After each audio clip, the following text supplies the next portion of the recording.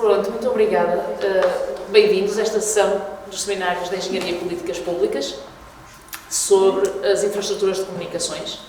E quero agradecer, antes de mais, ao professor Rui Aguiar e ao professor José Lagato Martins por terem mostrado disponibilidade para estar aqui, para ter esta discussão e para explicar um pouco melhor o que é o problema.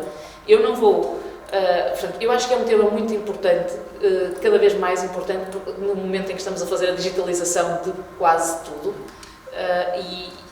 e a neutralidade da rede é um tema bastante desconhecido da população em geral, mas que é o que permitiu até hoje que as redes evoluíssem da maneira que evoluíram. E que a internet exista de uma maneira acessível para toda a gente e para todos os serviços, e é por isso que toda a gente acha e se está a apostar tanto na digitalização. Entretanto, à medida que... É suposto deixar de dizer essas coisas. Sim, assim, tu depois explicas, não deixas. Depois, quando fores a vez de falar, tu falas. No entanto, a internet são muitos operadores e há tanta parte da infraestrutura como há a parte dos serviços. Eu também acho que foi a naturalidade da rede que permitiu que crescesse e que se estabelecesse da maneira que se estabeleceu. No entanto, esses pressupostos estão a mudar. E começaram a mudar à medida que foi havendo mais negócio. A internet, para quem não sabe, evoluiu de um projeto universitário, de um projeto de investigação e de um projeto do DoD, mas que era um projeto de investigação.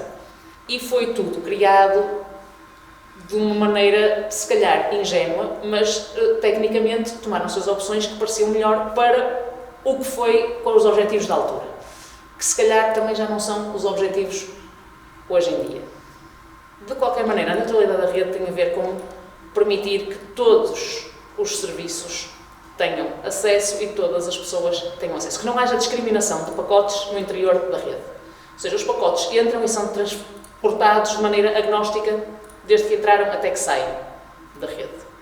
E isto tem uma série de implicações que eu creio que tanto o Rui como o José vão explicar. Essa frase não é verdadeira. Eu sei, deixa eu fazer a apresentação dele. Portanto, ele vai dizer aquilo que muito bem quer, depois vamos pegar com ele. Eu vou deixar. E a gente vai continuar a conversar. O José e o Rui têm posições diferentes e vamos começar por uma exposição de cada um deles. E cada um deles vai introduzir o tema da sua perspectiva. Isto neste momento é muito atual, só para dizer, eu creio que a consulta pública terminou em junho já, mas está-se a discutir também na Europa maneiras diferentes de financiar a evolução da infraestrutura de rede, maneiras diferentes das que eram usadas até agora e que colidem com o princípio de neutralidade da rede. Portanto, isto está em discussão e é por isso que acho que é muito importante que pelo menos as pessoas começarem a ter noção do que é que está em jogo e começarem a formar uma opinião sobre as diferentes opções. E, portanto, eu ia agora deixar o José falar e depois o Rui e depois conversamos. Pois eu e ele viemos, não há problema nenhum. Por cima ele está com ar que foi para a praia, portanto isto... Força. Estás-nos a ouvir, José? Ele não me está a ouvir. Está em mute. Ele está mudado. Estás a ouvir? Estás a ouvir, José? Estás a ouvir, mas nós não te estamos a ouvir. Estás em mute. Está em mute? És tu que estás com mute? Tu estás em mute. Ele está-nos a ver ou não? Está. Oi.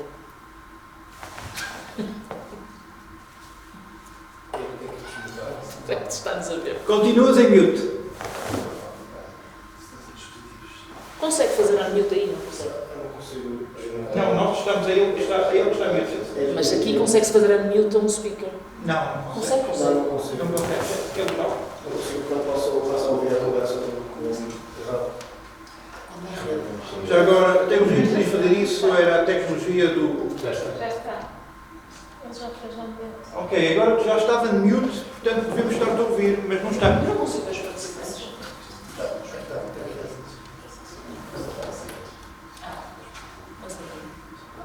Aí consegue-se fazer unmute. Calma. Ai, o rato está num ecrã e a janela abre no outro. Isto é difícil. tenta agora. Unmute your speaker. Ok, nós temos agora o speaker aqui local está muted. Não, tem que ir ao Windows e ao control panel do... Posso falar, professor? Zé, pode dizer qualquer coisa, por favor? 1, 2, 3. Ok, não. As colunas aqui locais devem estar muted porque ele avisou que tinha que ser o unmute das mesmas. Tem que ir ao Windows, selecionar as colunas e dizer que... Ok. Agora estamos a dizer qualquer coisa. Se calhar antes da neutralidade da rede nós devíamos resolver este problema. Que acontece recorrentemente. Apesar de Então tem que isso. ser capaz de ligar um monitor ou um computador para conseguirmos fazer isso tudo bem. Tenta agora, mais uma vez. Agora devemos ter som aqui. Não. Pois, tecnologia. Talvez é certo. Aí, uns Alto. Está ótimo. 2 ou 3 segundos. Está ótimo, Zé. Perfeito. Ana, posso dizer para começar? Podes começar. Pronto. Bom, espero que consigam. É que ele notou-se. Tu ficaste em mute. Já estás bom outra vez. Eu estou em mute. Agora estás bem. Mas há um bocado passaste para mute, não sei porquê. Vão ouvir bem? Perfeito. Ok, pronto, olha, paciência é como deve. Olha, se me estás a ouvir, se tu não falares, eu ponho-me a abanar assim, está bem? Se eu não te ouvir, está bem? Ok. Bom, eu queria começar por agradecer o convite. Este tema, para mim, é um tema muito interessante e com grande interesse público e com muitas repercussões, e por isso mesmo quase poderia dizer que sou um apaixonado dele, digamos assim. Por outro lado, também é um tema muito antigo. Eu lembro-me que em 2005, não é? Portanto, já quase há 20 anos atrás, já a AT&T, o presidente da AT&T andava aos gritos numa entrevista à Business Week a dizer que se esperavam que pudessem usar as suas links for free, deviam desistir disso. Bom, e a resposta, lembro-me da presidente da eBay, era dizer assim: isto daqui a uns anos, o que vocês fazem agora, que são chamadas telefónicas, vai ser tudo de graça. Enfim, pronto, é só para pôr em perspectiva que é uma polémica antiga, é uma polémica complexa, com diversas facetas, e pronto. De toda a maneira, aquilo que me parece importante é o seguinte: nos últimos 25 anos, não é, houve uma extraordinária evolução nas infraestruturas de telecomunicações, com várias transições na rede de acesso, que há 25 anos atrás eram suportadas em acessos analógicos telefónicos, e hoje em dia são acessos digitais. Os acessos por fibra são acessos de alta qualidade. Posso dizer que houve um progresso da ordem de grandeza de 10 mil vezes na velocidade de acesso, e no que toca aos backbones, o progresso ainda foi mais surpreendente. Hoje em dia, posso dizer que os cabos submarinos que são lançados têm um cabo, um simples par de fibra tem 200 mil vezes maior capacidade do que teriam há 25 anos atrás. Inicialmente, no início destes 25 anos, não é, eu agora vou usar muito o termo CAPS, Content Access Providers, ou seja, aquilo que normalmente costumam designar pelos over-the-top services. Eu não gosto muito desse termo, porque hoje em dia já não existem outros serviços que não os over-service POPs. Na verdade, hoje em dia, a telefónica é mais uma aplicação do serviço IP de base, e a televisão, ao transitar toda para streaming, porque em alguns operadores já está completamente transitado, também é mais uma aplicação sobre o serviço civil. Mas, portanto, eu usarei o termo CAPS como Content and Access Providers. Inicialmente eram uma pequena minoria, estavam ligados às redes de interconexão, às redes de trânsito e às redes de acesso, como qualquer outra empresa, e pronto, era isto o ponto de partida. No entanto, hoje em dia, isso alterou-se significativamente na medida em que talvez os maiores agricultores mundiais pertençam hoje em dia aos cabos. Isto é, a redes privadas que interligam os centros de dados dos cabos mais conhecidos, né, chamados GAFAM, Google, Apple, Facebook, enfim, por aí fora, Amazon. Esses operadores dispõem de redes mundiais de interconexão dos seus centros de dados e, para além disso, a maior parte deles dispõem também daquilo que a gente poderia chamar como POPs, pontos de presença dos seus centros de dados diretamente dentro das redes de acesso. Fora da Europa e dos Estados Unidos, esse modelo de acesso é completamente dominante, isto é, a maior parte dos cabos tem pontos de acesso, tem POPs dentro das redes de acesso. Nos Estados Unidos e na Europa isso não se verifica assim tanto, mas na verdade é bastante equivalente. Por exemplo, em Portugal é essa também a realidade. Portanto, a evolução da infraestrutura é absolutamente estonteante, abissal, e a pergunta que eu estou a fazer no final desses 25 anos é quem é que pagou essa fantástica e excepcional transição. Bom, a resposta não pode ser outra, senão foi o mercado que pagou essa transição, isto é, foram os utilizadores através dos FIIs que pagaram aos operadores e os operadores de acesso pagaram aos operadores de trânsito e assim sucessivamente, que enfim, permitiram essa transição. No caso contrário, os serviços não existiam. Aliás, é uma coisa que é, para mim, bastante importante realçar neste aspecto, que é, como se lembram, houve o problema das dot-com, chegou no ano 2000, e de facto o que se verificou foi uma série de falências, mas essas falências foram essencialmente provocadas por, como é que dizer, expectativas irrealistas. Os serviços de facto desenvolveram-se alicerçados pelos mercados, isto é, onde os mercados requeriam e estavam dispostos a pagar esses serviços, os serviços desenvolveram-se, fora desse quadro, os serviços não desenvolveram. Nesse sentido, parece-me a mim que é também bastante claro que a rede de acesso só funciona porque os utilizadores pagam tarifas que pagam para que essa capacidade esteja disponível e seja possível utilizar. Isto é, do meu ponto de vista, os utilizadores pagam para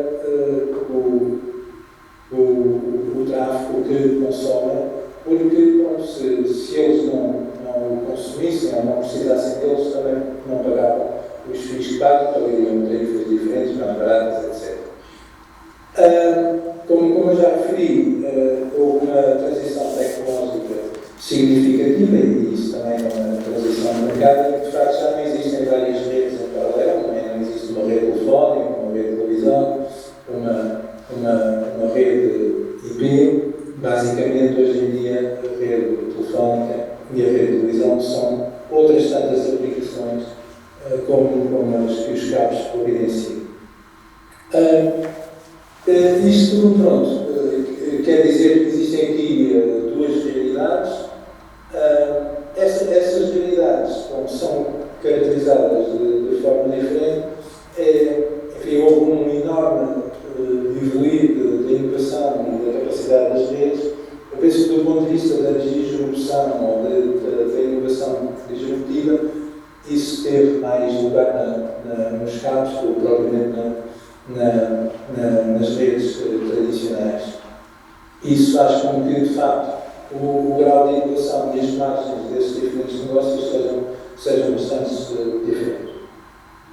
Se nós agora formos um bocado ver as facetas regulatórias que lidam com essa realidade,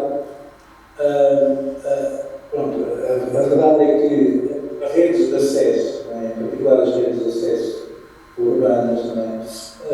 Lidam com grandes investimentos e com recursos escassos. Recursos escassos no sentido que precisam de espectro e também não é viável estar a fazer uma infinidade de redes de fibra em paralelo em espaço urbano. Redes de acesso são, em geral, providenciadas com um número relativamente pequeno de operadores, sujeitos ao licenciamento e que atuam como gatekeepers do acesso público ao mundo digital. E essa não é apenas uma razão histórica, é uma razão real, devido a esse aspecto, de que esses atores movimentam-se num espaço que é geralmente bastante regulado, ou bastante regulado, e o número de atores em cada geografia é geralmente pequeno e, sobretudo, varia muito pouco tempo. Não é?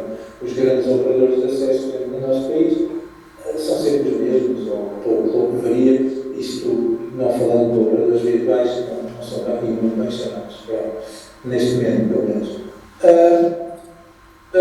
Enquanto os backbones de longa distância e as infraestruturas computacionais e software usados pelos cabos, na verdade, inferem muito menos limitações.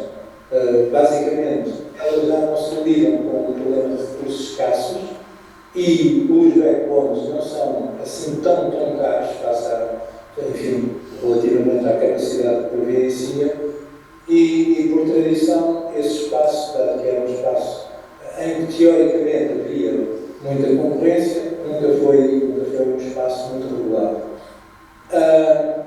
Na verdade, podia-se dizer que teoricamente o espaço dos cabos não precisa de grande regulação, visto que não existem, pelo menos em teoria, grandes barreiras à entrada de novos operadores.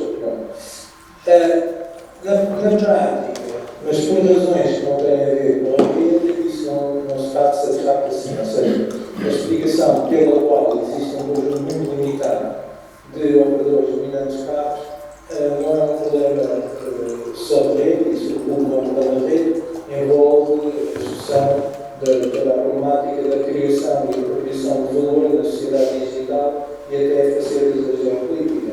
Portanto, houve tempos em que o Estado americano atuou contra monopólios, neste caso dos monopólios digitais que eu citei há pouco, ou dos oligopólios digitais, dos hypergiants, como se costuma dizer, o Estado americano não vai por isso simplesmente atuar, porque eles são o garante da sua dominação no mundo digital ao nível mundial. E, infelizmente, para a Europa não tem nenhuma presença significativa entre esses hypergiants. Tem, porque teve uma geopolítica e uma política diferente desse ponto de vista, mas isso é outra discussão. A verdade é que, digamos, são razões fora da rede que explicam que esse mercado não regulado, na verdade, está bastante, digamos, concentrado no final. Ora bom, a proposta que está aqui subjacente a esta discussão é basicamente, enfim, isso pode ser envolvido numa roupagem de quem é que financiou aqui, mas a proposta de fundo é a proposta que geralmente chama-se Sender Pays Tax, que é aqueles que injetam tráfego na rede devem pagar. Que é basicamente pedir ou exigir que os cabos, sobretudo os mais importantes, que paguem aos operadores de acesso pelo tráfego que injetam na rede. Esta solução, ir para a frente, tem alguns problemas imediatos. Um dos problemas que tem imediatamente é que levanta uma caixa de Pandora que, digamos, abre uma caixa de Pandora que inevitavelmente conduzirá para os consumidores ou, em alternativa, a uma transferência de margens entre os CAPs e os operadores de acesso.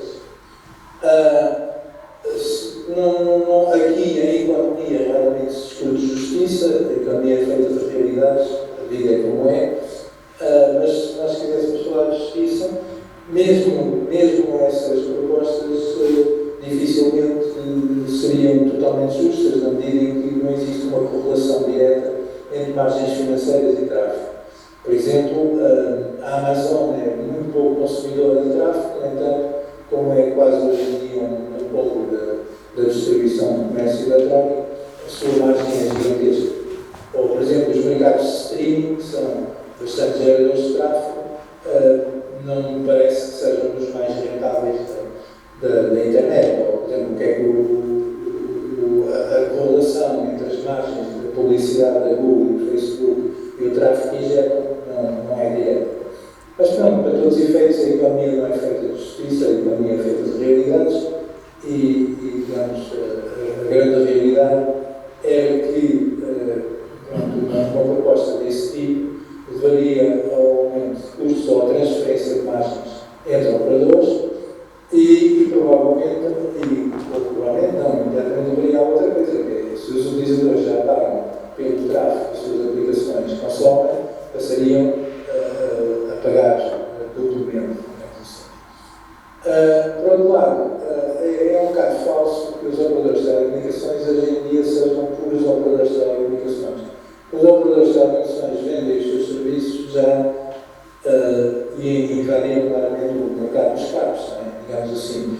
Praticamente não existe nenhuma oferta de acesso à internet que não esteja ligada a um serviço de televisão, a um serviço de streaming, para ser mais concreto, e cada vez mais as ofertas de streaming estão incluídas. Portanto, os operadores de acesso são hoje em dia também cabos. E querem e desejam, e isso provavelmente é saudável para as suas finanças, entrar o mais possível nesse mercado. Seria muito difícil, digamos assim, pronto. Depois então o que é que sucederia? Eles próprios estariam em concorrência com os cabos externos, enfim. E por outro lado, do ponto de vista da implementação concreta de uma coisa desse tipo, eu lembro perfeitamente enfim, e hoje isso é uma realidade, quando eu vou para uma geografia que não está na União Europeia, e antes na União Europeia também era assim, eu pago 20 vezes mais pelo acesso à internet que qualquer utilizador local, porque, digamos, essas digamos, taxas de roaming e de determinação, etc., são, na verdade, puramente, são só artificiais.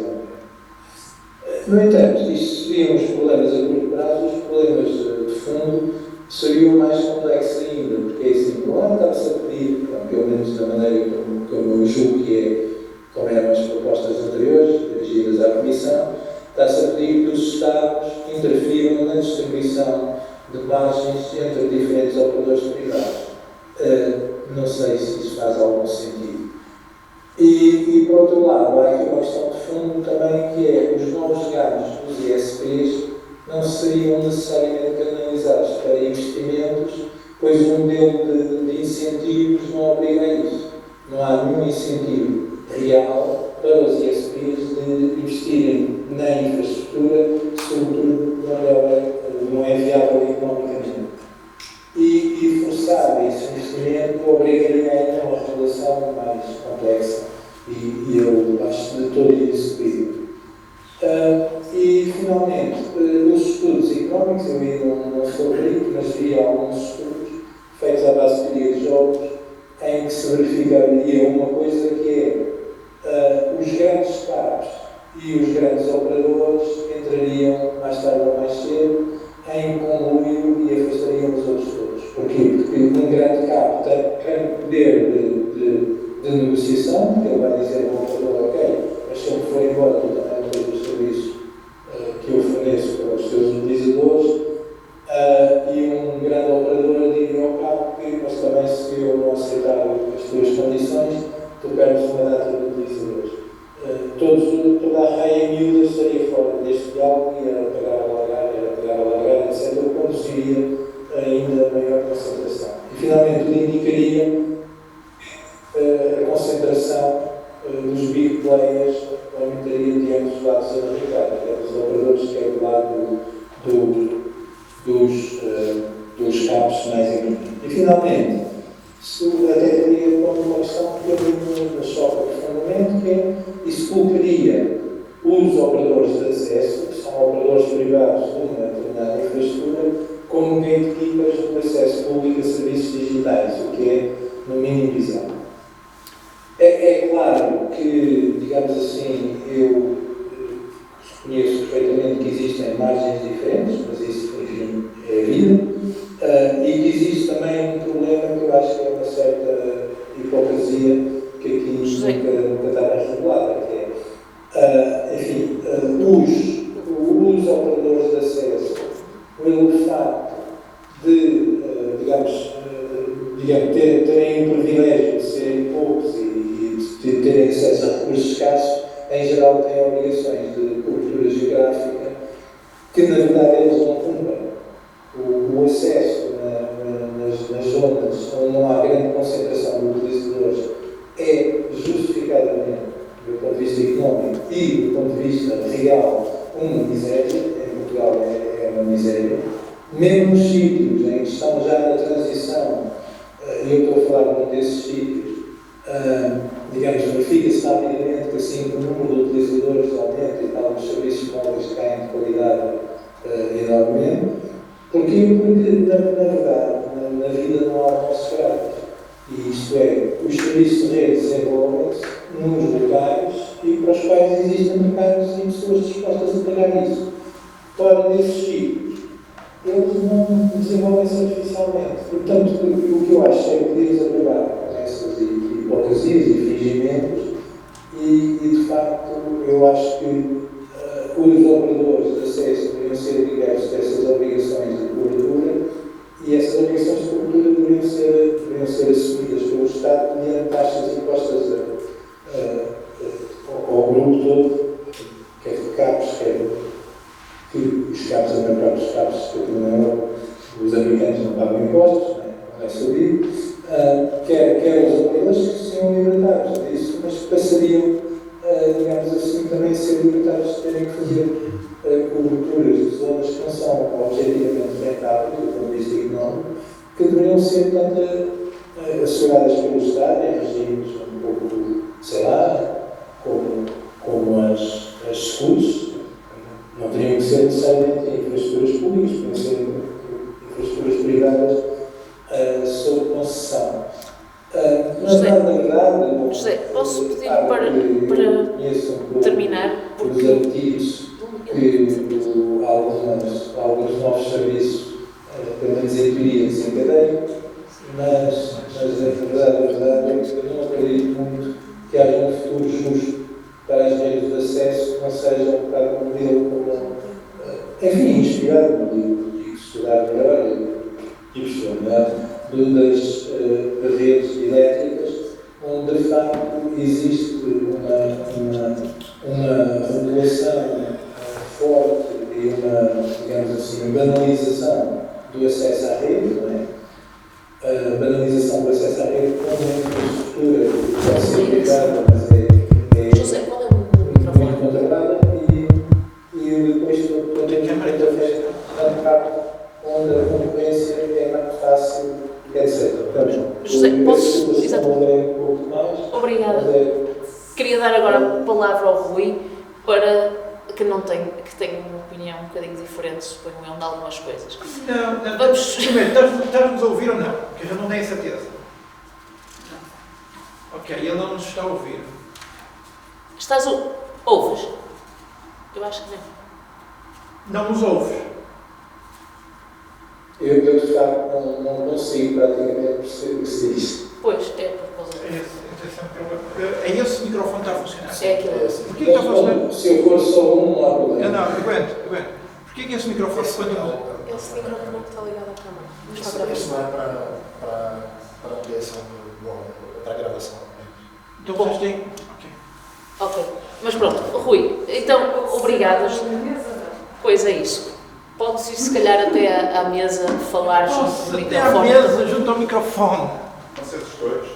E apresentar. Exatamente. Pois Mas aqui, é, aquela câmara, não é aqui que está o microfone. Não, isso é câmara só. E o microfone não está na câmara. Não, está ali ao lado. O microfone está aí. Pois é, por certo, é isso que eu estava a dizer. Isso não é possível que foi bem. Para a apresentação do professor. Sim, pode pôr, por favor.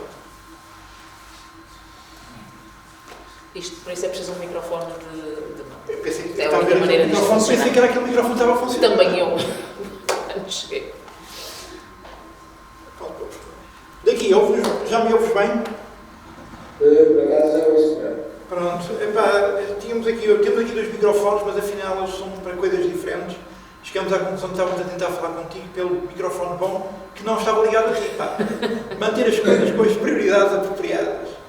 Ora bem, Rui, Agora eu sei. ora bem, Um eu... quarto de hora. Um quarto de hora, não, vou ser Menos. mais rápido que isso. sim, que é para depois perguntarmos algumas coisas. Primeira coisa, a quantidade, não vamos ficar muito Sempre bem. estou a falar. Isso. Obrigado. Muito obrigado. A quantidade de assuntos que tu metestes ao barulho, assim enquanto ias conversando, porque não queria a coisa, pá, foi de tal forma elevada que eu ainda pensei se ia apresentar os slides que eu tinha, não. Os slides que eu tinha era basicamente, só disseste uma vez a palavra que eu esperava que disseste mais vezes, que era ISP, pá. Só ISP. falaste em ISP uma vez. E eu pensei... Os operadores. Ah, O acesso, foi- uma das redes de acesso. mas aquilo que eu estava a pensar que Explica. foi divertido, é incrível como eu concordei com 95% daquilo que o José dizia e depois os últimos 5% pá, estávamos em países tão diferentes. E aquilo que eu pensei para trazer isto é porque nós estamos a falar destas coisas, das comunicações, etc. E eu não sei se as pessoas têm ideia do que é que estamos a falar. E se eu um académico de longa carreira, portanto, aquilo que eu costumo falar é de dinheiro, obviamente. Não é? E, portanto, o que há a dizer...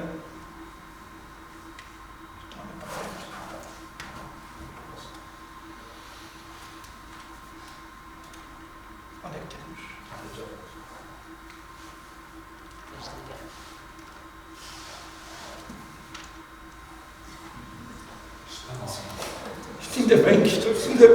Ainda bem que somos todos especialistas nestas coisas. Não. Ok, muito bem. Bom, a primeira,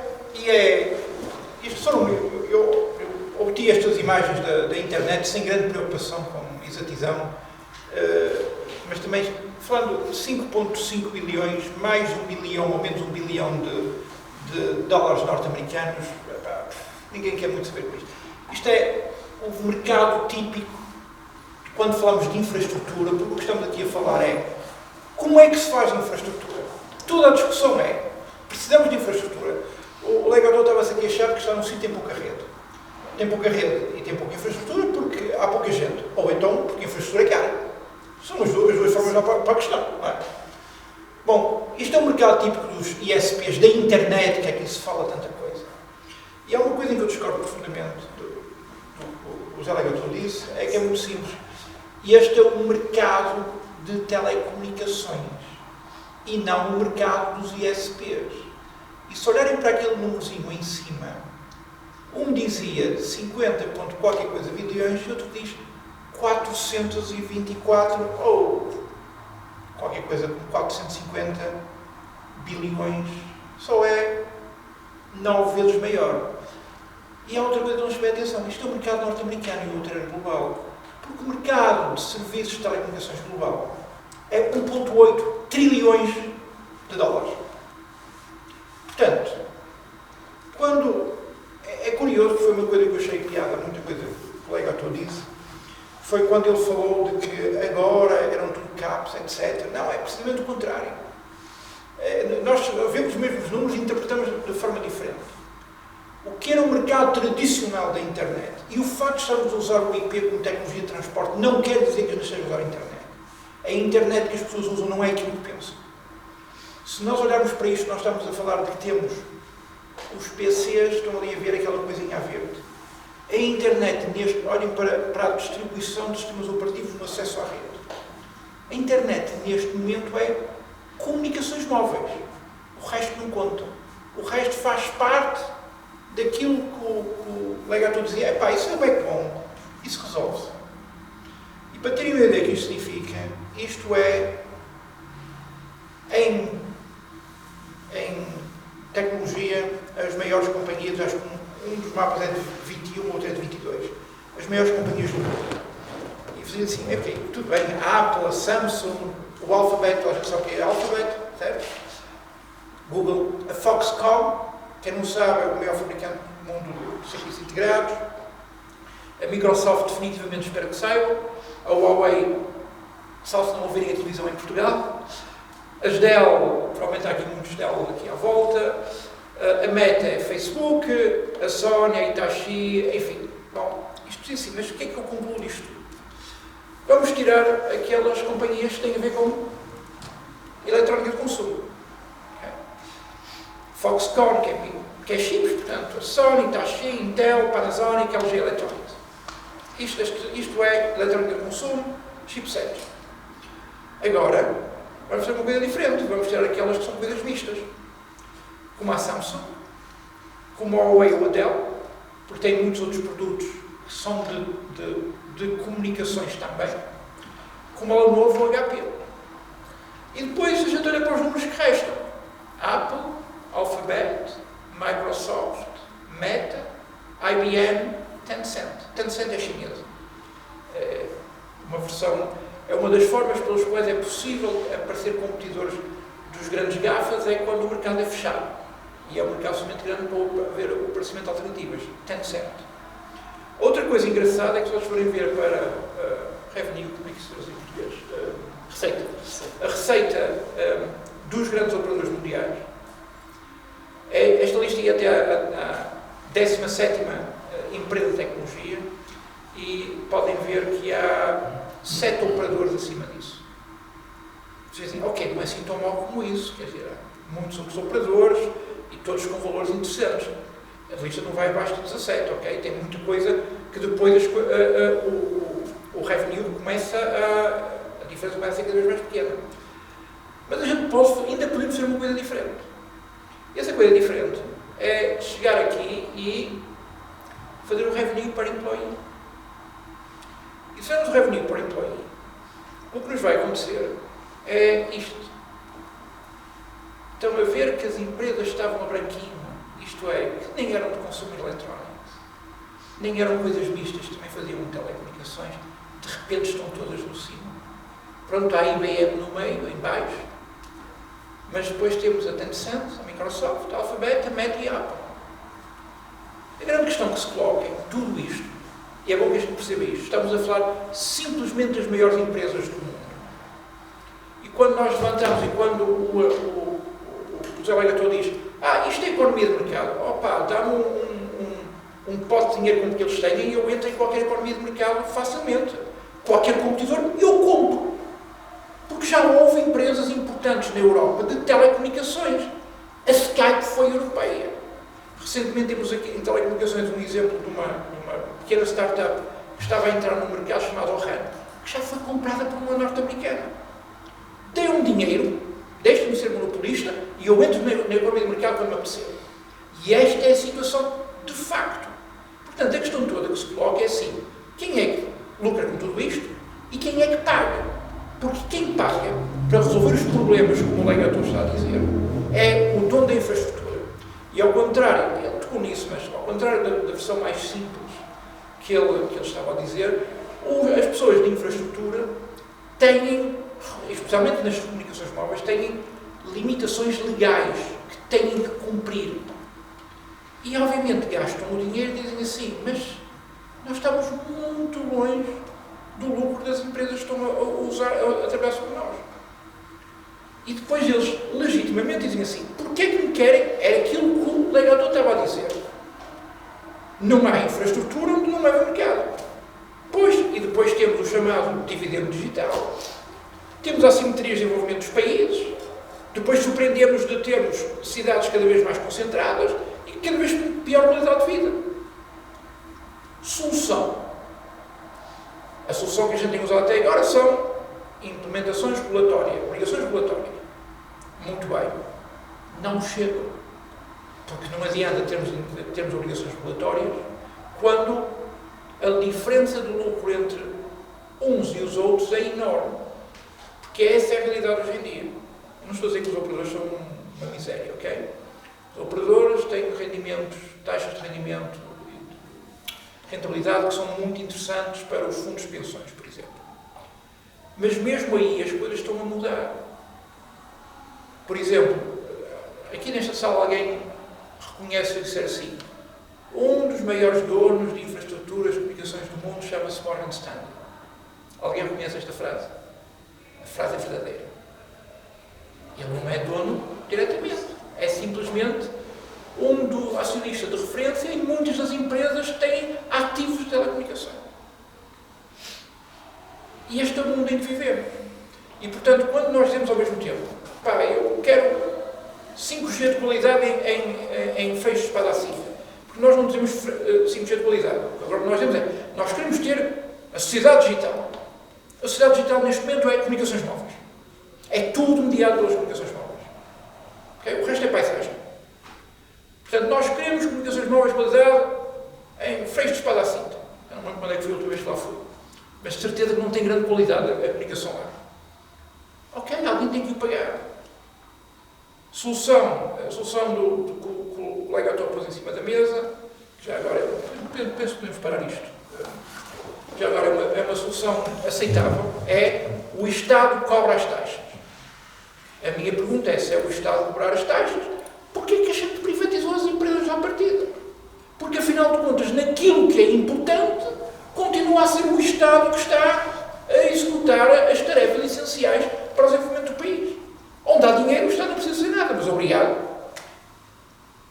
É o que eu estou a dizer, deu-me negócios no qual me dão a carninha muito boa, me dão o orçamento todo, e eu tenho capacidade monopolista. Eu quero entrar nesses negócios de comunicações em regime de competição. Porque é a realidade que temos. Posso? Podes agora. Obrigada. Sim. É uma perspectiva diferente e eu queria vos agradecer pela introdução, pelas duas perspectivas diferentes, que eu acho que são as duas. Bom, são duas perspectivas. É assim. Muito próximo da ligação, mas depois temos aquele chique. Sim, a questão, acho que a caracterização do problema é relativamente consensual. As potenciais soluções para o problema não são tão consensuais.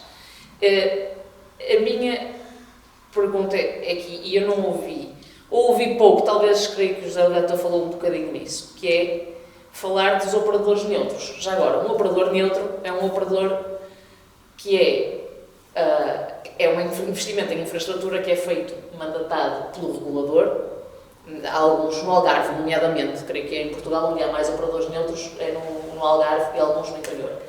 Serra da Estrela. E na Serra da Estrela também, e portanto está neste momento há um concurso ou outro, portanto, para construir uma infraestrutura numa zona onde se reconhece que os operadores, que não há, as tais zonas onde não há grande negócio, e portanto contrata-se, o Estado paga para se desenvolver a infraestrutura. Nenhum de vocês falou muito nisso para resolver a questão do digital divide, que foi um problema que o Rui falou, que é esta dualidade entre as zonas de concentração de muita população e de menos. O operador neutro não seria não seria possível resolver isto sem esta taxa Eu vou dizer uma coisa aos que GAFAM, vai chocar as pessoas. aos CAPs. Os operadores já não são aquilo que eram. Mas eu vou dizer porque é que estou a dizer isto. A noção de que nós temos de um operador é uma empresa que fornece serviços de telecomunicações, que tem um conjunto de ativos físicos, que tem um corpo de profissionais com os quais é capaz de pegar em toda esta massa e entregar os serviços aos seus clientes. Esta não é a realidade hoje em dia. Os operadores de telecomunicações cada vez menos têm infraestrutura. Agora há operadores de infraestrutura. Pessoas que têm os ativos físicos que foram montados pelos operadores de telecomunicações, mas que no meio de um conjunto muito grande de negócios de lease and reuse e as variantes financeiras são de tal forma elevadas que eu estou como alegatou que eu não sou especialista nessas coisas, aquilo lá imensas, o que é que isso significa? É assim, eu tinha aqui uma coisa, isto custa-me dinheiro, manter isto, eu quero me livrar dos funcionários, não quero ter que aturar isto. Olha, Ana, gere-me isto, pá, eu faço um contrato para ser teu cliente durante 25 anos, pá. Já dei aqui umas regras muito importantes, dá-me dinheiro agora para eu pôr nos meus acionistas. Isto é, a grande maioria dos operadores na Europa já não tem sequer metade das torres que tinham.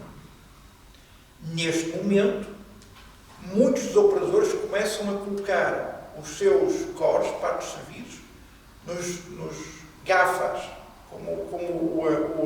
Os GAFAs é Google, Amazon, Facebook e Meta. Ou os MAGAs, agora chamam-se... E o A, mais um A, quem é? É o Google, Amazon, Facebook... Agora chamam-se MAMA ou uma coisa desse género, que é... Alphabet? Não. É o Alphabet, é o Meta só, é o Meta... É o Meta. GAFA, mas pronto, são os grandes... São capos, as grandes potências dos serviços. De serviços. Como já começam a ter toda a parte de serviços em infraestruturas delas, portanto, destes grandes CAPs, acho que é a expressão que o Zé Legato usa, não é? Destes grandes CAPs.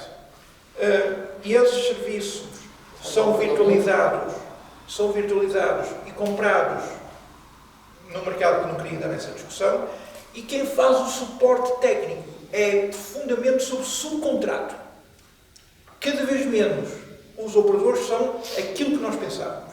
Isto é uma questão muito profunda, porque os operadores eram uma das capacidades que nós tínhamos na Europa diferenciadora. Uma coisa que não repararam, mas que é absolutamente chocante, é verem a receita de uma Verizon ou de uma AT&T e pensem que estas empresas são fundamentalmente nos Estados Unidos e comparem com as receitas de uma China Mobile ou de uma Deutsche Telekom, que ainda assim tem uma receita grande porque tem uma coisa chamada T-Mobile nos Estados Unidos. O lucro de telecomunicações nos Estados Unidos é escandaloso. E mesmo assim eles não conseguem competir com os CAPs lá. José, queres dizer alguma coisa sobre... E mais uma vez, a pergunta foi sobre o operador neutro, do qual tu não falaste. É um conceito que está a desaparecer, pá. Não são os operadores que estão agora a fornecer os serviços. Não, mas o operador neutro não é um conceito que está a desaparecer. Num contexto de requisitos de cobertura que são impostos aos operadores de telecomunicações, um operador neutro levaria a que eles não tenham de pagar essa infraestrutura, não tenham de a fazer e não tenham de a pagar. As licenças de 5G têm obrigatoriedade de cobertura de não sei quantos por cento do país com taxas de débito que eu me pergunto para que é mesmo preciso e onde é que está o negócio em fazer aquilo no topo da Serra da Estrela. E, portanto, é preciso... A minha pergunta era se não é... No topo da Serra da Estrela é preciso, mas não. Se calhar até a justiça onde é preciso, mas... O José, o que é que o José... O José está a ouvir-nos? Pronto, o que é... Tem alguma coisa a dizer sobre a questão do operador neutro no contexto deste do Digital Divide, que é um dos argumentos... Foi um dos argumentos aqui do... Os operadores neutros, creio que eu não tenho conhecimento exato, mas os operadores neutros estão a ser viáveis não só nos locais de recursos de mercado escasso. De toda maneira, o meu ponto fundamental é o seguinte. No ano 2000, houve as enormes falências e a crise da bolha do .com. E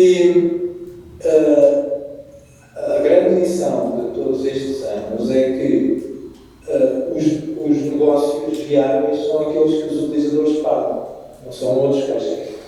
Então, temos depois o problema do Digital Divide, que é outro problema para o qual eu acho que a solução é, de facto, não há outra solução, que é não estarmos na hipocrisia de pensar que os operadores tradicionais vão dar cobertura 5G com as obrigações regulatórias que têm, quando nem sequer é 4G não. Isso aí, digamos assim, falando da Serra da Estrela, eu tenho conhecimento exato. Aquilo não funciona, não há cobertura, salvo em casos raros, digamos assim. E portanto, digamos assim, o meu ponto essencial é os mercados funcionam onde há consumidores dispostos a pagar serviços. Essa é a realidade.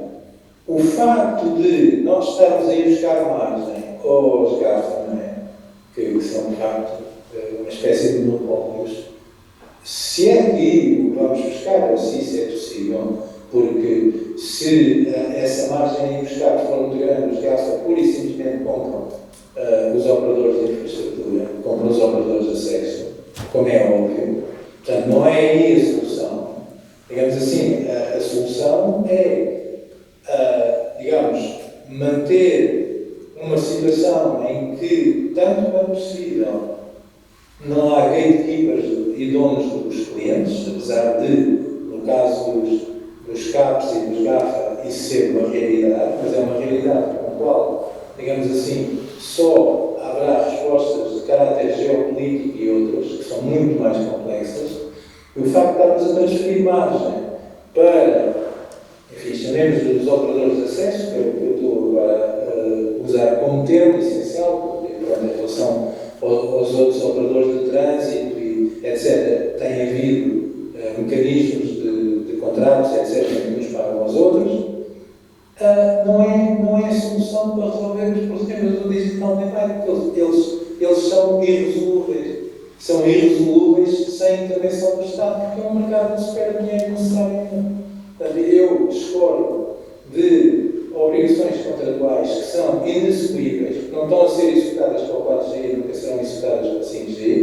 Por outro lado, em relação ao 5G, o 5G existe um investimento tão grande em tantas estações tão próximas dos utilizadores, que isso não vai ser feito quando houver mercado para isso. E, digamos assim, vocês vão me dizer que é os serviços da Meta, do metaverso e não sei o quê, que querem aquelas coisas. Eu não acredito nisso. E nem os serviços atuais precisam do 5G, precisam da cobertura. Isso é outra questão diferente.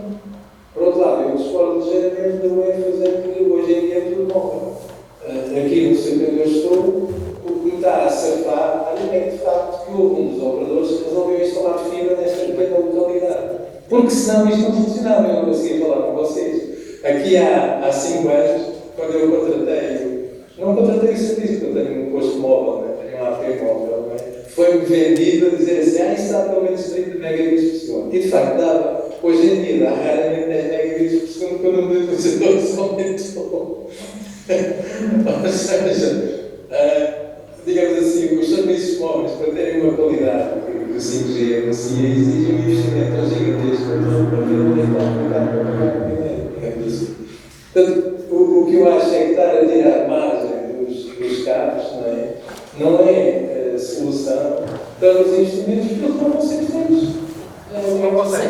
Deixa-me dizer uma coisa. Não existem verdadeiros incentivos económicos para aumentar a cobertura e a densidade da cobertura nos sítios onde nós marcamos. Deixa-me só dizer uma coisa para uma dimensão. É só isso. Não, eu percebo o teu ponto, mas como tu dizes, há aqui um conjunto de questões que são geopolíticas que têm que ser discutidas e estão a ser discutidas na Comissão Europeia.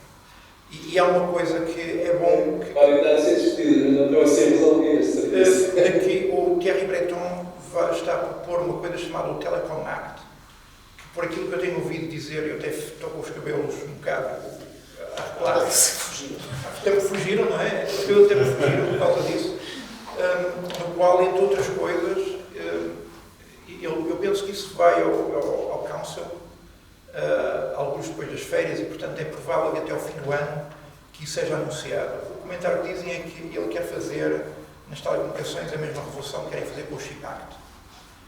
Eu já ouvi algumas coisas. Com o Chip Act, aquilo, toda a quantidade de investimento que está a ser feito para reposicionar a indústria europeia em termos de chips, aparentemente o Thierry Breton acha que vamos fazer a mesma coisa com as telecomunicações, mas tem consequências terríveis, porque, por exemplo, o Thierry Breton acha que há demasiada dispersão. Ele quer consolidar os operadores da Europa. Obrigada por teres chegado a uma coisa que eu queria perguntar-vos, se há muita dispersão ou não há. Deixa-me dizer uma coisa antes disso, que era uma coisa importante.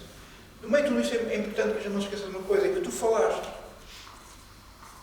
Os GAFAs, os grandes CAPs, são norte-americanos. E chineses? Os chineses não entraram cá. Temos a Tencent, a Alibaba e a Enfis, mas eles não chegaram cá. Mas eles só conseguiram ter empresas que a gente pode ver como competidores do norte-americano porque eles bloquearam completamente o mercado. Não foi isso que nós fizemos, temos um mercado aberto e, portanto, temos a realidade que numa economia digital, no qual, até que por acaso, a Europa é um dos líderes em termos de infraestrutura, no entanto, o valor está a ser todo capitalizado por empresas norte-americanas. E isto é um problema.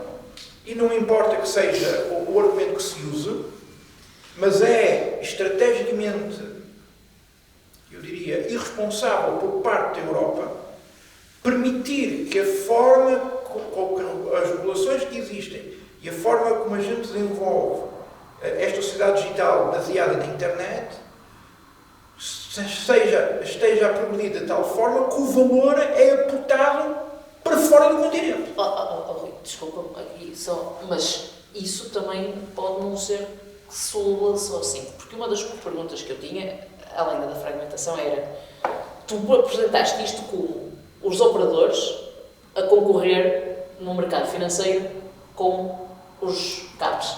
Claro. Pronto, calma, mas primeiro, tem de ser isso ou não tem? Porque nas redes, há outro tipo de redes, nas redes elétricas e nas redes de ferrovia, e nas redes de estradas, eu não sei se é a mesma coisa. Não creio, aliás, creio que isso não acontece e eles não concorrem pela mesma, ou seja, o volume de negócio dos operadores de telecomunicações não tem de ser, ou porque é que tem de ser, o mesmo dos CAPs. Se calhar não tem. Isso era a primeira coisa. A segunda é que, e na Europa, pelo menos há as duas opções, há pessoas que dizem que não há concorrência a mais, e há outras pessoas que dizem, está tudo muito fragmentado. Qual é? Ora bem, diz um conjunto, E uma coisa está relacionada com a outra, não é? Diz um conjunto de coisas. Ok, full disclosure, a minha filha trabalha nos mercados financeiros. E ela trabalha em long-term, short return investments. O que quer dizer que é das pessoas que financia data centers. E a forma, eu aprendi muito a falar com ela algumas das coisas, a forma como os dinheiros que estamos a falar são de tal forma elevados, que ou há pessoas por trás que têm cheques muito gordos para fazer estes investimentos. O colega já estava a dizer, por 5G é uma fortuna. Portanto, ou alguém chega à frente com um cheque muito grande e diz assim, vou pôr isto. E quando essa pessoa chega à frente, quando isso acontecer, pensa o seguinte: há estimativas de lucros num prazo mínimo de 20 anos, no qual essas pessoas esperam ter um determinado nível de retorno de investimento. E essas contas já foram todas feitas. Uma coisa que eu diverti-me relativamente aos data centers é que muitos data centers dos GAFAs e afins, eles usam muitos data centers privados para suporte de excesso de capacidade. Essas coisas são acordadas, eles sabem há 5 e 10 anos quando é que vão precisar e quando é que vão fazer e têm margens de tolerância dos contratos que vão fazer. Quando alguma coisa é feita, é produzida neste ambiente, já é assim, é tal como as estradas. A não ser em Portugal, quando o dinheiro vem de fora e se produz estradas, porque tem que se produzir estradas. Quem faz estradas tem ideias de qual é o retorno que espera ter das mesmas. E porquê? Por alguma razão, temos as guerras todas com as pontes em Lisboa, no qual, quando abriram uma segunda ponte, foi uma confusão terrível, porque afetava o modelo de negócio. Isso não podes tocar. Mas é outra ponte. Não é o serviço da Flixbus do Porto para o Algarve, que é disso que estamos a falar. Os CAPs são a Flixbus, não são outra ponte. E a minha pergunta é se mas estás a falar dos CAPs a diferença é esta. com infraestrutura, a diferença é esta. É que se e não duas infraestruturas a aquilo que tu fazes é ter um empreiteiro de construção civil a pôr asfalto, tu não vais pegar essas pessoas e pô-los a conduzir autocarros. Porque quem conduz os autocarros também não tem conhecimentos para pôr asfaltos. E o que estamos a falar é que, em termos de recursos humanos, nós estamos a falar por mesmo tipo de pessoas. É o mesmo problema que se passa com o Chip Act.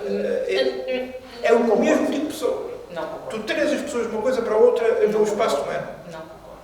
Vê para onde é que vão os teus alunos neste momento. Vê para onde vão os meus alunos. Não concordo. Mas sim, mas eu discordo que tenha de ser assim. Ou seja, não é viável assumir que a infraestrutura vai ter um tipo de investimento diferente dos CAPs? Ou seja, dos serviços no over the top? A partir do momento em que a gente fala desse nível de dinheiros, toda esta discussão é diferente. A única coisa que importa é qual é o domínio do mercado. Mas isso é exatamente o que estava a dizer. E esse domínio do mercado já existe. Quer dizer, nós estamos numa daquelas situações que é do género we can't go there from here. Ok, já estamos num ponto. Eu acho que todos nós percebemos o problema.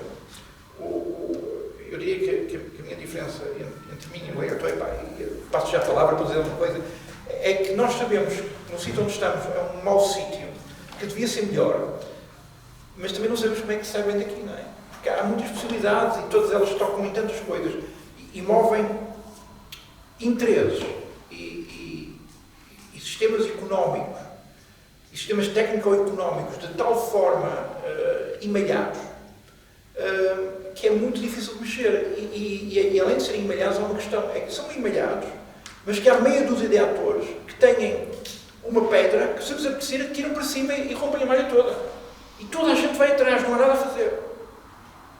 Se uma piada mais ou menos a sério, e o Cleverton disse isso, os GAF não têm, ou os CAPs, não têm operadores, simplesmente porque o lucro é muito abaixo. Não estou para isso. Há alguém que fique com o negóciozinho, pá, que isso não compensa para nós. Visto que eu fiz assim, pôs o lucro por employee, aquilo mudou tudo, as ordens. O problema é esse. Porquê é que eles estão a dar esse trabalho? Enquanto houver ali uns sujeitos a fazer, eles que façam, e agora a gente vampiriza os sujeitos de forma a nós termos muito mais rendimento que eles. Experimenta fazer isso como uma empresa, mas assim, olha, eu preciso de uma estrada, tu és uma empresa celulose, faça uma estrada até uma estrada muito cara até à minha fábrica e depois mantenho uma estrada lisinha e eu pago uns tostões. O dono da estrada diz: pagas, qual é que é o teu lucro? Se a estrada for má para ti, quanto é que tu me pagas? Porque é essa a discussão que estamos a fazer. Ora, ainda bem que chegamos aí. Então, deixa o homem falar. Deixa falar. Então, ele está remoto, pai. Depois vamos ter de terminar e eu vou terminar. E depois termino. Isso é ótimo para aquilo que eu queria perguntar no fim. Força, José.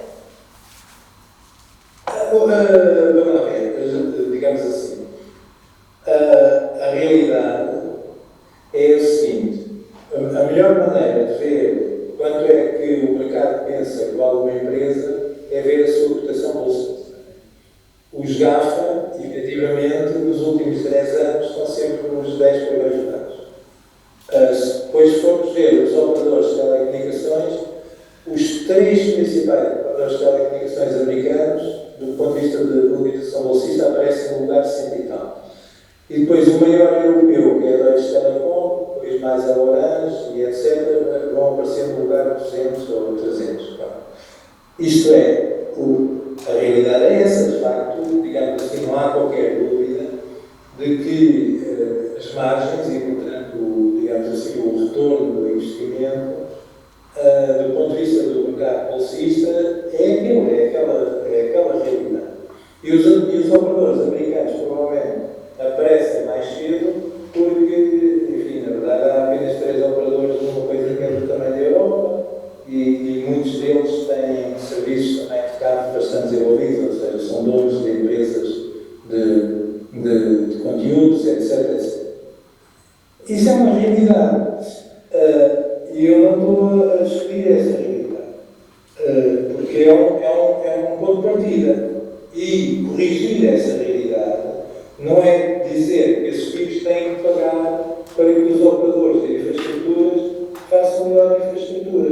Porque eu não tenho qualquer garantia que os operadores de infraestrutura vão fazer melhor infraestrutura se tiverem mais margem. Não sei, não faço ideia e não terão incentivos para isso, não sei que haja mercado que dê retorno. Pronto, o que eu estou a dizer é o seguinte: efetivamente aí existe um problema. Eu não sei resolver esse problema e começarei a acreditar que a Europa efetivamente quer resolver no dia em que obrigar os GAFA a pagar impostos. Se a Europa não for capaz de obrigar os GAFA a pagar impostos na Europa, eu nem sequer acredito na Europa a afrontar os GAFA. Pronto, digamos assim. É o meu ponto de partida.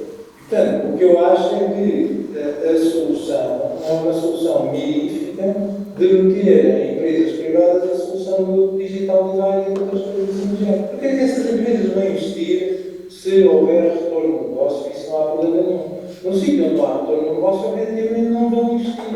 E mesmo que tenham obrigações regulatórias, nós não cumprem atualmente. Portanto, o que eu penso é assim, deixemos de hipocrisias, não pensemos que vamos vestir o diabo de anjo, porque a realidade económica é tal como é, e acho que, para já, há esse problema de fundo, mas isso ele não se resolver. Passa a acreditar mais na Europa que isso vai resolver, se sequer nos conseguir fazer pagar. Em relação ao resto, eu defendo de facto que os Estados devem buscar impostos e taxas, sobretudo aos gastos, para resolver o problema do digital divide, sob uma forma de investimento que não tem que ser com empresas públicas, pode ser pura e simplesmente por concessão, que é a maneira que eu acho que é mais viável, em que de facto há infraestruturas partilhadas sobre as quais vão haver operadores virtuais. Deixa-me dizer uma coisa muito rápida. É uma solução imediata. Agora, outra solução, transformar, digamos assim, num modelo económico que é extremamente perigoso, transforma os operadores de infraestrutura em gatekeepers do acesso a conteúdos e não estou nada convencido que a sua subida de margem redunde em maior infraestrutura onde era preciso. Vai redundar em maior infraestrutura, não vão dar negócio. Quem não dá negócio é que haverá para investimento. Mais tarde ou mais cedo, a não ser que todos os investimentos e todo o mundo de negócios agora se dirija apenas para coisas que não retornam a 2 anos e a 3 anos. Isso aí há qualquer coisa que. Então. Deixa-me só dizer uma coisa. O nosso vai ficar complicado. Zé, deixa-me só dizer uma coisa. É que eu tenho toda a certeza que se houver maiores margens para os operadores, eles não vão investir onde é preciso. É? Claro que eles não vão fazer isso. E só funciona por. Por população, quer dizer, isso, obviamente, não é? Mas agora deixa-me então perguntar-vos outra coisa que é, a propósito de os GAFA serem americanos e não existir na Europa nenhuma empresa com essa dimensão, mas há uma coisa, isso é uma especificidade da Europa, mas que a Europa também ainda não conseguiu resolver, que é o famoso, o mercado único digital na Europa. Tu tens uma regulação, assim, a Deutsche Telekom é o primeiro que aparece porque são 83 milhões de mecos. E a seguir vai aparecer a Polónia, porque são 60 milhões de mecos. E portanto, nós não conseguimos. E tem a T-Mobile nos Estados Unidos. E nos Estados Unidos há 3 operadores para 400 milhões de pessoas. E na Europa há 4 operadores agora na Alemanha para 80 milhões. Aqui em Portugal há 3 para 10 milhões. E portanto, a fragmentação dos operadores e a inexistência factual de um mercado único europeu, portanto, regulações que são todas diferentes em todo lado. Onde é que isso aparece aqui nesta discussão, sobretudo nesta proposta? Ou seja, em vez de resolvermos o problema do mercado único e permitir que se crie isso, nós não estamos a tentar... Primeiro, quem me vem com esses não digo sempre assim, olha, Vodafone é um operador europeu. A Orange também, mas é um modelo diferente, assim como a Telefónica. Mas a Vodafone é muito clara. Ok? E tu vês os números da Vodafone e a Vodafone não compete em termos de rentabilidade com os números norte-americanos. Portanto, não é uma questão de ser um operador com dimensão ou não. Eu acho que há causas mais profundas que isso. O facto de haver, na verdade, são 4 operadores nos Estados Unidos, 4 grandes operadores, depois há outros pequeninos, mas os pequeninos nunca contam, não é? Quer dizer, não vale a pena falar dos pequeninos. É aquele amaranhal local que dá muito jeito, mas não é isso. Se nós vimos o que se passa neste momento na Europa, tu tens, por exemplo, a Deutsche Telekom, já é um grande operador europeu no centro da Europa. É curioso porque aquilo não é claro. Na Grécia, por exemplo, a Deutsche Telekom tem o domínio da OTE, mas não pode ter, por questões históricas e por causa das questões entre os gregos e os alemães. Há um esquema muito esquisito de participações cruzadas aqui e acolá e não sei o que mais. E depois a Deutsche Telekom parece que é um operadorzinho, que é um dos donos da OTE, mas na verdade são os comandos. na legislação. Na Áustria é a mesma coisa, portanto, já começa a haver alguma consolidação, usando aquilo que o colega dizia muitas vezes no mercado, em que os operadores começam a fazer isso. O problema é que era bom que isto fosse só uma questão de mercado ou uma questão de regulação. Como é que nós temos em Portugal? As coisas... Temos que manter muitos interesses satisfeitos, não é? O problema é que não é só em Portugal que temos que manter muitos interesses satisfeitos. Isto acontece em toda a Europa e nenhum país fica muito satisfeito de ver que o meu operador de repente deixou de ser o operador dele. Não é que ele ganhe muito com isso, não é? Mas essa é a realidade. Especialmente no mercado, onde, em termos de, qualquer que seja o país, em termos de grandes operadores, a realidade mostra-nos, pese o Dr. Cadete Matos pense, que são entre 3 a 4 grandes operadores por país. Não mais do que isso. Não é? O resto é wishful thinking. Já temos muitos anos dessa experiência. Certo? E essa é a realidade quando estamos a falar de 3 ou 4, qualquer coisa que se mexa num destes é notícia nacional. Está-se a mexer com a identidade nacional das pessoas. É muito complicado. Aí estava a pensar que eu normalmente sou o homem mais pessimista, mas o leitor parecia-me estar a ser mais pessimista do que eu, mas desta vez estou-me a sentir regressar ao meu ambiente normal. Então isso aí é muito complicado. Agora sou eu que me sinto pessimista. E como isso é muito complicado, vamos taxar os GAFAM porque é mais fácil. É isso que estás a sugerir. O leitor tem razão quando diz que a primeira coisa é temos que conseguir taxá-los. Isso está a melhorar. Houve uma grande guerra com a Irlanda já começou a taxar os GAFAs. Certo? Mas nós temos problemas mais graves que isso, porque eu não sei se têm noção, mas todos nós estamos a viver, a nossa sociedade atual na Europa está a viver de forma ilegal. Nós não conseguimos controlar a partilha de dados com os GAFA. O Supremo Tribunal de Justiça Europeu já disse que era ilegal os acordos que existiam. E, no entanto, tudo continua a decorrer. Portanto, tudo isto é muito complicado.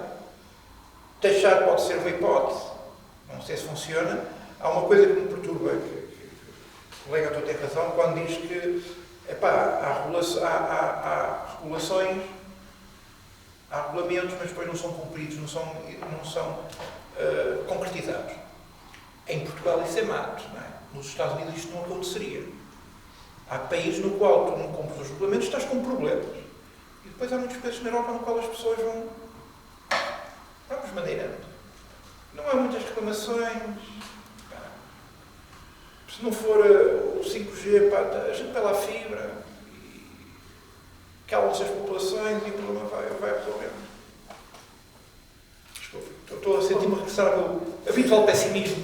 Já estou mais bem disposto. Já é muito tarde. Eu gostava de ouvir uma coisa. Sim, quero falar, José, sobre a questão da fragmentação e do mercado único europeu e se tem ou não impacto nisto. Ou sobre outra coisa que o Rui tenha dito, falamos de várias coisas. Eu penso que, digamos, no essencial, as posições estão mais ou menos claras. Há problemas de fundo e a Europa não tem aqui capacidade para enfrentar. A solução de tentar, remunerar melhor os operadores existentes, não penso que seja o caminho e não iria resolver nenhum problema de fundo e iria agravar os problemas. É essa a questão de fundo. Se me perguntar, portanto, qual é que é a solução para a Europa, etc., eu aí não sou capaz de articular nada. Pronto, não só ultrapassar as minhas competências, digamos assim, e escreve-se em questões de poder jurídico e geopolítico e capacidade e tal. A Europa, infelizmente, é um conjunto de países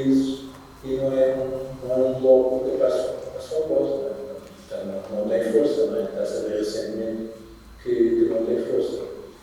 Eu só estou a pronunciar-me contra soluções que acho que não são soluções e acho que seria desejável acabar-se com algumas hipocrisias, que é pensar que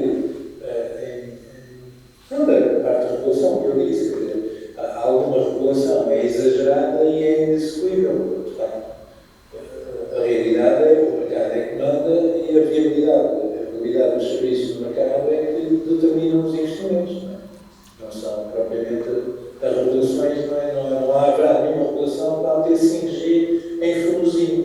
É uma aldeia a 1000 e tal metros de altitude na Serra da Estrela, onde, por acaso, felizmente, do ponto de vista digital, houve fogo. Como arderam os postos de fogo, eles perderam tudo. De facto, a Vodafone instalou antenas novas e a Mel resolveu instalar fibra. E agora o Furozinho tem melhor serviço de internet no vale cá em baixo, onde ainda está tudo no ADSL. Deixa-me dar um número só para terminar isto, que tu dizes uma coisa com muita razão, e que é um número, se alguém me citarem que eu disse isto em público, eu vou negá-lo, porque a Anacom vai-me apresentar um conjunto muito grande de dados contra isso. Está a ser gravado. Está a ser gravado. É por isso que não temos aquele microfone. Diz lá, não mostramos a ninguém. Então deixa-me refazer a frase. Tenho a certeza que os operadores de telecomunicações no país estão a cumprir as obrigações de cobertura que existem. No entanto, eu já ouvi boatos que outras pessoas dizem que se estiverem a pensar assim em grandes linhas, se pensarmos que o 2G cobre 100% do país, é 99,4% do país, mas pensarmos que cobre 100% do país. Há quem diga, mas não tenho dados para poder comprovar isso, que o 3G cobre 80% e há quem diga que o 4G cobre 60%. Não é? Agora, eu não posso... Em termos de área, sim. Em termos de área, sim. Eu não posso, de forma nenhuma... Não, eu não acredito, de forma nenhuma, tanto mais que há dados do nosso regulador que provam que eles estão errados. E, portanto, eu sou obrigado a confiar nos dados oficiais que existem. Obrigada. Alguém quer colocar alguma questão, apesar de adiantar da hora?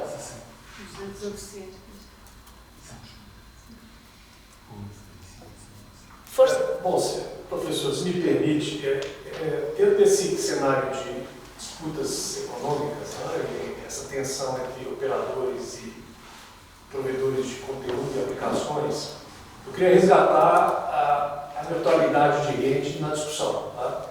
E a neutralidade transcende só a perspectiva econômica. Né? Tem outras dimensões de análise que envolvem a neutralidade. Então, nesse cenário de evolução das redes móveis agora para o 5G, né? Pensando em modelos de negócio baseados no slicing, por exemplo, né? de redes virtuais com diferenciação de tráfego. Eu gostaria de ver a opinião dos professores se eles entendem que é possível pensar num cenário de 5G dentro de um regime de neutralidade de rede, ou se essas duas situações são contraditórias, como indicam, por exemplo, a maioria dos trabalhos acadêmicos, a partir de 2019, eles diagnosticam uma potencial contradição entre um regime entre modelos de negócio baseados em slicing e um regime de neutralidade de rede. É só para ver a opinião dos professores. Eu vou usar uma palavra que o legator tem usado muitas vezes, que é hipocrisia. O legator não ouviu esta pergunta. José, ouviu a pergunta? Conseguiu perceber a pergunta, não? Se calhar. José, a pergunta foi basicamente o seguinte. Falando de 5G e das ideias de slicing de redes, se não há uma contradição inerente entre fazeres o slicing de uma rede e modelos de negócios que sejam neutrais. Não é? E eu estava a começar... O negócio não é neutral, é manter a neutralidade da rede. Não quer dizer que o modelo de negócio seja neutral. Tratamento não discriminatório. É um tratamento não discriminatório, que é o princípio de neutralidade da rede. Seja isso, eu estou a dizer que, bom, quando alguém começa com a conversa de neutralidade da rede, eu neste momento, eu pergunto qual é o grau de hipocrisia que porque hoje em dia já não é neutra, não é? Hoje na prática, os operadores fazem o que querem. Nós achamos com maior facilidade, apetece. dizemos a frase que, não, agora a gente põe o streaming sobre o IP, o que quer dizer que a minha rede, no mínimo, está a distinguir vídeo e serviços de vídeo de serviços que não sejam de vídeo. No mínimo, é o que eu acabei de dizer com esta frase. Mas só se forem os do próprio operador, se forem dos outros já não distingue. O que só acabaste de piorar ainda. Eu sei. E há uma coisa tão básica como isso. Eu sou cliente de não importa qual é que é o operador.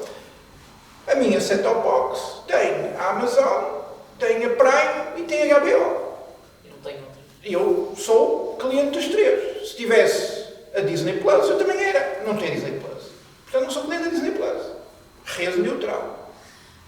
Não é? Se eu quiser aceder à Disney Plus, claro que eu acedo. Pego num dispositivo que é um PC e ligo o meu PC para aceder à Disney Plus. Eles na prática não estarem a fazer não quer dizer que o princípio esteja mal. Mais a pergunta era mais sobre o princípio. Mais do que isso. A partir do momento em que a distribuição destes três canais vem por um canal protegido, porque está dentro da oferta do operador, e o outro viria pelo canal de dados regulares como toda a internet, e eu acabei de ter um tratamento discriminatório. Agora, se o que dizem assim, bom, se eu só estiver a usar dados, na condição em que são todos iguais, e trato toda a gente igual, se vou ter diferenciamento de tratamento, eu acabei de dizer que as condições todas para cima eram para manter tudo igual. Agora, onde é que me deixam mexer para eu afastar as coisas? E sim, claro que o slicing, por natureza, qualquer conceito de qualidade de serviço, está associado à discriminação. Senão, para que é que eu quero qualidade de serviço? A qualidade de serviço, como está definida pela BEREC, a BEREC permite tu teres discriminação desde que o best effort não seja prejudicado. Ou seja, desde que tu tens as tuas redes em best effort, em teoria. E a seguir, se tu queres fazer discriminação, tu acrescentas capacidade para o tráfego discriminado. É essa a definição, segundo a BEREC. A BEREC é o regulador europeu. Segundo a BEREC, é isto que deve acontecer. E com certeza tu podes discriminar, podes discriminar desde que mantenhas o que tinhas e depois crias capacidade adicional para suportar o tráfego adicional. Sem dúvida. José, é possível conciliar a neutralidade da rede com o slicing e com as redes? Eu também acho que deve ser. Porque eu tenho uma visão da neutralidade da rede. A neutralidade da rede não é serem todos iguais. A neutralidade da rede é o utilizador paga. Essa é a questão de fundo. Ou seja, aquele que é o árbitro é o utilizador. E com esta frase, José, podemos terminar porque concordamos 100% dos dois. Ou seja, imagina agora, naquele serviço lá da set-top box, que inclui certos serviços, é assim, esses serviços estão disponíveis no seu PC e se contratar o serviço ao seu PC, eles estão disponíveis na set-top box e vêm fornecidos sobre a mesma infraestrutura e se discriminação. Isto é um dos operadores que eu por acaso conheço e que faz esse banco. Está a praticar. De toda maneira, a questão da neutralidade da rede, eu não vejo a neutralidade da rede como uma questão de que é proibida ter qualidade de serviço. A neutralidade da rede é o utilizador é que decide sempre e paga sempre.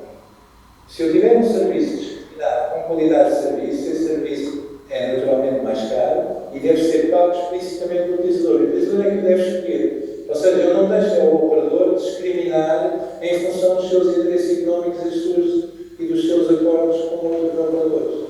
Digamos assim. Essa é que é a questão de fundo.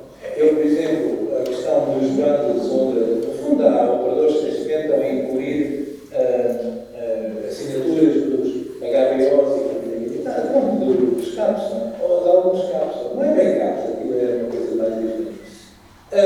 Eu acho que o que eu devia dizer é assim, você deve tornar isso opcional e explicitar uma coisa. Cada um deles no seu banco. E o utilizador escolhe se deve fazer as coisas.